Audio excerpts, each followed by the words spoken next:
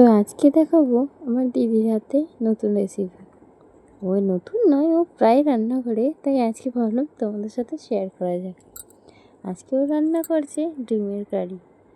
ডিমের কারির জন্য এদিকে ডিম সিদ্ধ করে এবারে কড়াইতে করে ভেজে নেবে। ও কিন্তু দারুণ সুন্দর রান্না করে। আমাদের ঘরেতে আমরা 4 বোন একসাথে থাকলে বেশিরভাগ রান্না ওই করে। ও বলবে তোদের ছোটো বাচ্চা, তোরা বস, আমি রান্না করছি।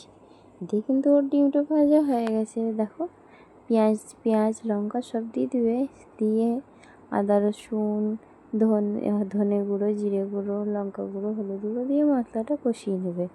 চলো, এদিকেও তো তখন মশলা কষায়, ততক্ষণ এইদিকে আমি যাই, আমার মেয়ে উঠেছে নাকি দেখে আসি। এদিকে দিদি মশলা কষাতে কষাতে দেখি আমার মেয়ে উঠে গেছে, তাই ওকে আগে খাইয়ে, এখন ঘড়িতে বাজে 10টা, তাই আমি এখন ওকে খিচুড়ি খাওয়াই।